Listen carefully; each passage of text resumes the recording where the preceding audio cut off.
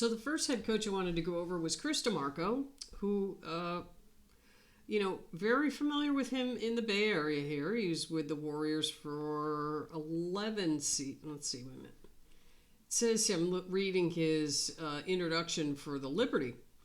It says, DeMarco brings extensive experience to the role, spending 14 seasons with the Golden State Warriors. So he has certainly learned how to win championships. So that's a good thing for the Liberty. Whether it will transfer over, as an assistant coach under Steve Kerr, I'm sure he's learned a tremendous amount. And, the Warriors have a great organization there, as well as the Valkyries. So we'll see how that goes. He seems like a nice guy. People within the Warriors organizations have really good things to say about him. So he definitely has the experience at a high level, which, that's what you want. And, we'll see how it goes. It'll be interesting. He's 40 years old. Let's see. He was in video and scouting for the Warriors, and then advanced to director of player development, and then assistant coach. So he's worked his way up with the Warriors. So now on to the Liberty. So congratulations, Chris DeMarco, and good luck. I hope he does well, and the Liberty. I mean, everything with the whole free agent stuff and the CBA is gonna, you would think that the teams would keep their majority of their players, but you also have two teams in the expansion draft. So each team is going to lose two players. So, and then almost everybody's a free agent. So that's going to affect stuff. So there's going to be a lot of people moving around before the season gets going. So that ought to be quite interesting. So that's what I have for Chris DeMarco and the Liberty. So we'll go on to the next coach I want to cover, and that's Jose from South Florida, and he got hired as the Dallas Wings coach. So Jose Fernandez, he has 35 years experience in coaching, and he was at the University of South Florida. And a very prominent player to come out of South Florida is Courtney Williams. So, and she speaks very highly of him. He has nearly 500 wins at USF, and he has more than 100 players that have gone into the professional women's basketball worldwide. So, he definitely has a good resume. Active players are Courtney Williams and I don't know how to say her. I know her last name is Loxa with the Phoenix Mercury. She was a very good shooter. So she was part of South Florida's program. So, we'll see how he does. He's been in women's basketball, so that's a good thing. Because you never know with some of these coaches that have coached men their whole lives. Switching over to the women, it's a different thing. It's the same, but it's different. Women react a little differently than men do. And it's a matter of, how you motivate them and, how you interact with each player. But, my experience was I didn't care who the coach was, but, they needed to care. If they cared, then I was all in. And that's what you wanted. And he seems to be one of those people that, that he cares. And it'd be interesting to see who Dallas takes in that first pick. It's very tempting to see AZ Fudd end up there, but Dallas could sure use a big, and you have Lauren Betts and you have Awa Pham. Although she's young, she's probably more athletic than Lauren Betts is. And, Lauren Betts needs to improve on some things too. But it'd be interesting to see what Dallas does. So that's it for Dallas and Jose Fernandez. And I wish him good luck. and we'll see how he does. Okay, so the next coach I want to cover is the Seattle Storm, and they named Sonia Rahman. I'm pretty sure that's how you pronounce it, as their head coach. She was part of the New York Liberty coaching staff last year, and she has a pretty extensive background and holds a doctorate, I'm reading here. She's from Framingham, Mass., which isn't too far from where I grew up in Connecticut. She played for Tufts University. She earned a doctorate from Boston College in 2001. That's pretty cool. And then she went on to coach in the WNBA as an assistant, and prior to that, she led MIT women's basketball program for over a decade, which that's pretty cool. MIT, you're dealing with some smart cookies there. So anyway, that is her background. There isn't a whole lot written here that to find out, but she won a championship last year. So that's what you want. You want coaches with experience on knowing how to win, because there's a difference between just playing and knowing how to win and expecting to win. It's a whole mindset that some people get and others don't, and you never get it. Making it to the professional level, you at least get a glimpse of that. But to win at the highest level, you definitely need, you have to have that, or you're just spinning your wheels. So anyway, that's that. So the last two teams we have are the Toronto Tempo, the new expansion team, which New York's coach Sandy Brondello took that job in Toronto. And then we have the Portland Fire. So Sandy, I'm just going to be brief on because she's been in the WNBA for quite a while. And then we'll go to the gentleman that was hired for Portland.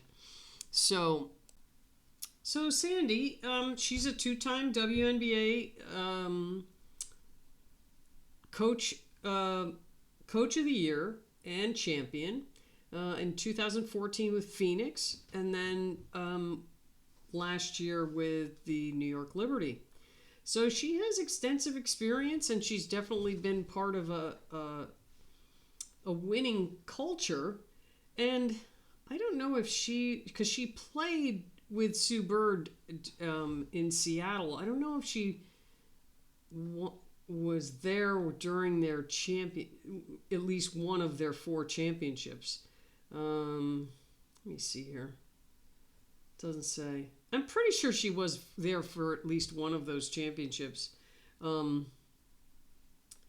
She's been to 4 WNBA finals. She's one of 2 coaches in league history to capture championships with multiple franchises. She's 6th all-time in career wins. So, that's Sandy. It'll be interesting to see how Toronto does and what kind of team they can put together and how she'll do with a brand new team. Everybody was surprised with the Valkyries last year, and I don't know, once I saw the team that was constructed, I was not thinking they were going to finish last. I was one of the few people that thought that, and turned out, they went through a lot of changes and stuff, but turned out they, a couple of more wins here and there, and they were in the 6th spot that Indiana ended up getting, which out of the top 4 teams, I felt like Atlanta was the most vulnerable to lose, and turns out they were. So, okay, so on to Portland. So Portland has hired Alex Sarama. I guess that's right. I don't know anything about this guy. He must have. Let's see here. Let me read a little bit. He was an assistant coach and player development coach for the Cleveland Cavaliers. So he's been in the NBA, and I mean, I don't really watch the NBA anymore. I was a diehard fan when Larry Bird and Magic Johnson were playing. That's when I was in college, and I was a huge Dr. J fan, and Michael Jordan came in. And then, it just became 1-on-5. When Larry Bird and Magic were playing, that's when they played really good team basketball. And you didn't have all this 1-on-5 crap that exists today. And it's just, for me, it's just not as enjoyable to watch. Everybody's into the dunking, and it's exciting. I mean, when I was playing, we had a guy, I played at the University of Rhode Island, and we had a guy named Mark Upshaw. Good old Mark Upshaw. I used to be in the training room with him all the time. He was 6'6", and he was if you could clone Dr. J, that was Mark. And we always practiced after they did, and you'd see him in games, because sometimes we'd have practice after they'd have a game or before or whatever, and we'd be watching him, and he would just take off from the foul line and just dunk it, and it was just so pretty. And he had this beautiful outside shot, and his junior year he wrecked his knee, and back in he was a year older than I was, so at 82, when that happened to you, you were almost done. And for him, he tried to come back after that. He redshirted a year, but it was sad to see that. I felt bad for him. But what an athlete. I don't know what he went on to do, or I think I looked him up at one point, and he was somewhere down in Georgia, I think, and hopefully he's living a very good life and the whole bit. And but he was so sweet to watch. Very graceful. I'd watch him play one-on-one with one of the professors in the gym. I'd see him playing one-on-one full court with one of the professors. And they'd get exhausted. And it was, but boy, oh boy, what a way to stay in shape. Just one-on-one, boom, one end to the other. Just fantastic to watch. Anyway, okay, so this guy was part of, let's see.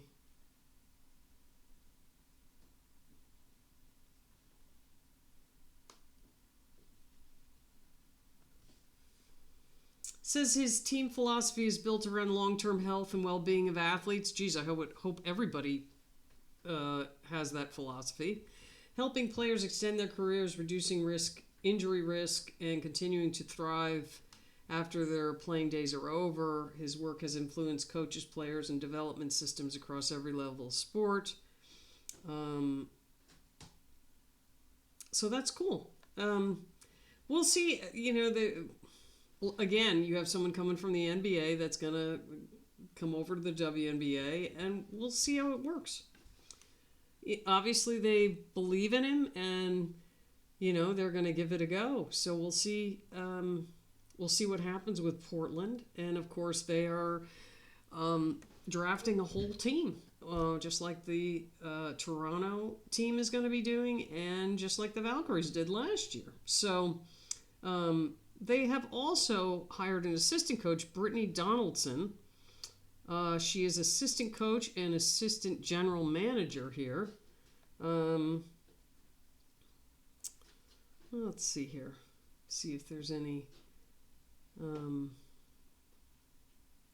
She's had nearly a decade of coaching and front office experience in the NBA and the NBA G League and Canadian Elite Basketball League. She was director of basketball development for the Atlanta Hawks. Oversaw the alignment of coaching performance, analytics, and front office departments around unified player development strategy in the NBA. So, I don't know. We'll see. So, that's it for this video. I wanted to just go through the new coaches and the new teams a little bit and get going. I am starting up with my friend Lisa D from CT. We're going to be starting up our videos again, so you can check that out. And that's discussions from the East Coast to the West Coast. That's a separate YouTube channel. So we're going to be starting up again on Sunday, and Unrivaled is right around the corner, and Christmas and all that fun stuff. So anyway, if you've made it this far, I thank you for watching, and we'll see you next time.